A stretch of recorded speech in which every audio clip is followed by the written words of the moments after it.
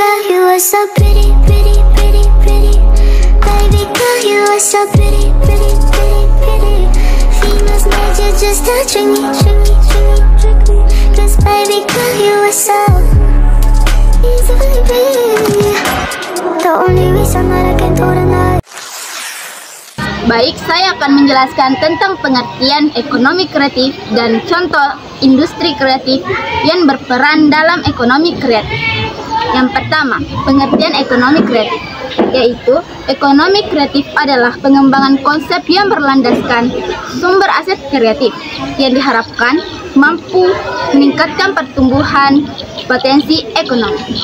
Yang kedua, contoh industri kreatif yang berperan dalam ekonomi kreatif, yaitu periklanan, arsitektur, pasar barang seni, kerajinan, desain, fashion, video, permainan interaktif, musik, seni pertunjukan, penerbit dan percetakan, layanan komputer dan piranti lunak, televisi dan radio, riset dan pengembangan.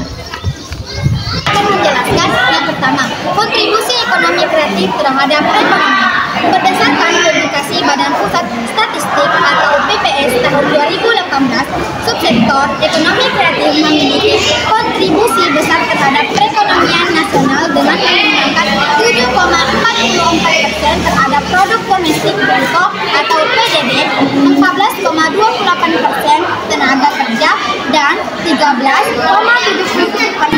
asal industri kain. Sejarah kain sendiri dimulai pada tahun 5000 Masehi, yakni zaman Mesir kuno. Selain membuat pakaian dan serat alami, pada tahun ini juga ditemukan alat tenun. Pada masa ini, manusia mulai menggunakan alat tenun untuk menghasilkan kain dengan pola yang lebih lunak. Siapa yang pertama kali membuat kain? Manusia pertama yang diketahui membuat pakaian untuk pertama kalinya adalah manusia Neanderthal yang hidup dari sekitar tahun 200.000 sebelum Masehi hingga sekitar tahun 30.000 sebelum Masehi.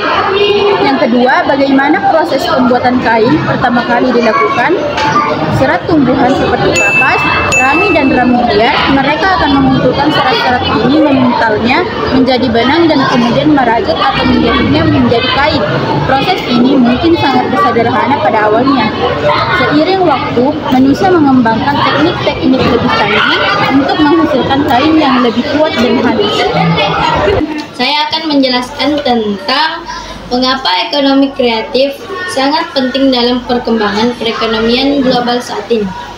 Ekonomi kreatif dapat menciptakan lapangan pekerjaan baru, meningkatkan pendapatan daerah, dan memberikan kontribusi besar terhadap produk domestik bruto atau PDB. Kedua, bagaimana kain mempengaruhi berbagai sektor industri kreatif seperti fashion, kerajinan tangan, dan desain interior. Kain berperan penting dalam fashion, kerajinan tangan, dan desain interior. Mempengaruhi tampilan pakaian, menciptakan produk kreatif, dan memberikan sentuhan alir pada ruangan. Pertanyaan terakhir, apa dampak dari produksi kain terhadap lingkungan dan bagaimana industri kreatif dapat mengurangi dampak negatif tersebut melalui inovasi dan penggunaan bahan ramah lingkungan? Jawabannya, produksi kain dapat berdampak buruk pada lingkungan seperti polusi dan limbah tekstil.